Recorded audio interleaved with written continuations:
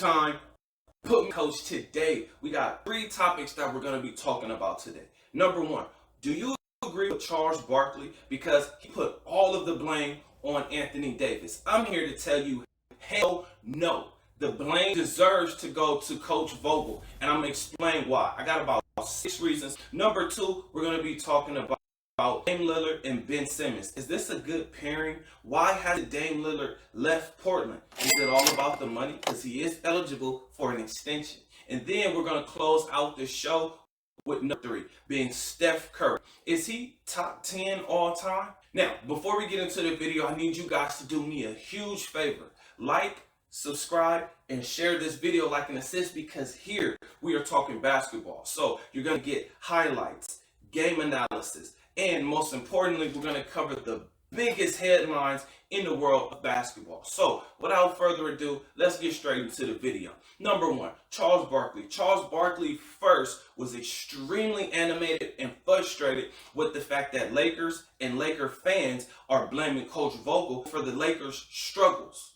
He says that the old geezers are the reason why the Lakers are really struggling. The old geezers and Anthony Davis, it's the players that are the problem. I strongly disagree. At first, I kind of agree with Anthony Davis needs to get better. He was once compared to Giannis, and he was looked at as better than Giannis because we see that he has more skills. He can shoot the ball better, but his game is more finesse. Giannis is a lot more strong and aggressive, but we can actually see how focused they are based on their body types. Anthony Davis is nowhere near.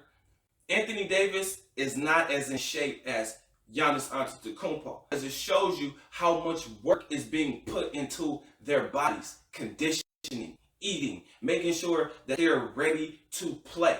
When I'm blaming it on the coach, I'm looking at he's a defensive-minded coach, which means he may be the wrong fit for this team, because you don't get a guy like Steph Curry and say, hey, Steph, you know what? I know you've been shooting threes from half court, but I'm going to need you to play lockdown defense.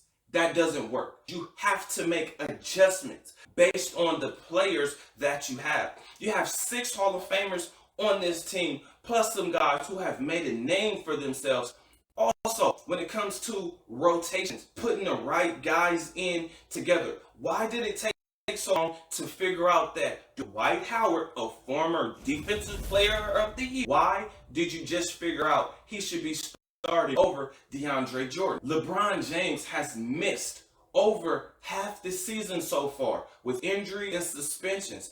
The whole health and safety protocols after the Isaiah Stewart. Yes, I am blaming this on Coach Vogel, but this is the beginning of the season, and there's a lot of competition in this season. Outside of the Warriors, the Suns, and the Jazz, number 4 is going to continuously change all the way down to number 12, because it's all within 3 games. So if you lose a game here, yes, you will drop in the standings significantly. If you lose 2 games, you could possibly be in 12th place for losing 2 games. Now, again, it's the beginning of the season, and this is a very long season, 82 games. We're about 25, 26 games into the season. There's a lot of room for improvement. Sorry, Charles, this is on Coach Vogel. He has to make better decisions, offensively, defensively, and with the rotation of his players. How to get the best out of these guys, which is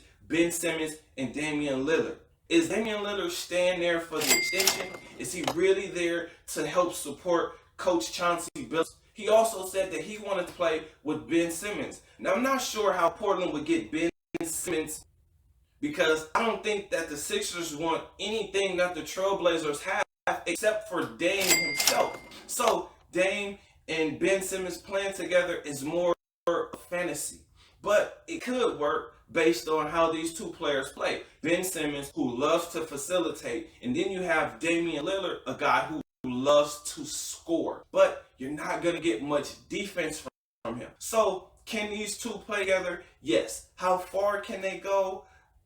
I don't know. Who would you surround those guys with? Now, when it comes to talking about why Damian Lillard is still in Portland, I honestly believe that it is loyalty, but it's loyalty to a fault because the Blazers are in a rebuild. They're in a tear down situation. The owner does not want to pay a luxury tax for a team that's stuck in the middle of the pack, which is the worst place to be. Now, Damian Lillard said he wants to win.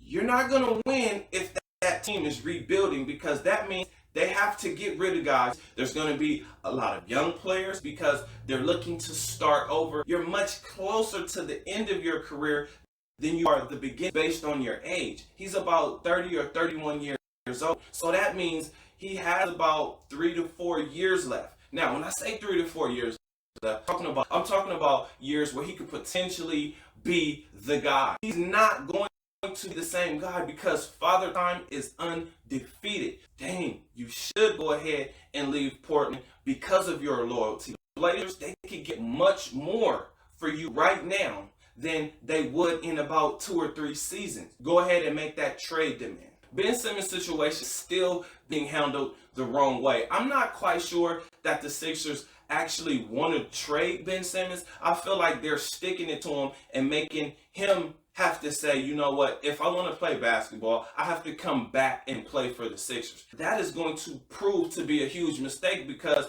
they were once in the contender conversation and now they're going to be looked at as a playoff team, a step backwards.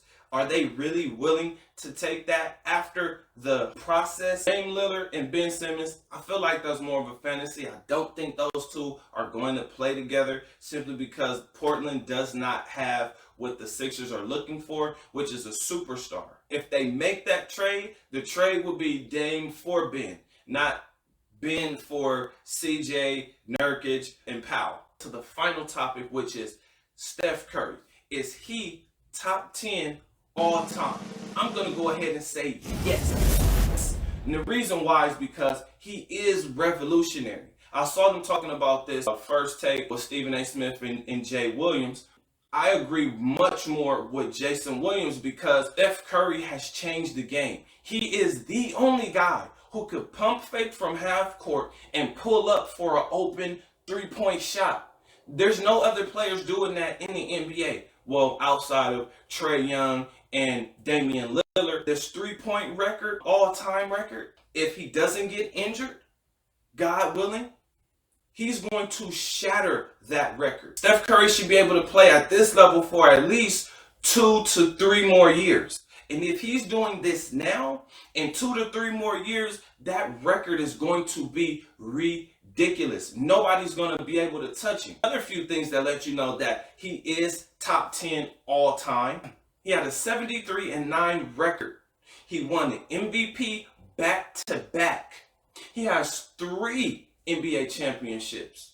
And he has revolutionized the game. He has been able to shoot and score from 4 or 5 feet behind the three-point line. No other player has been doing that.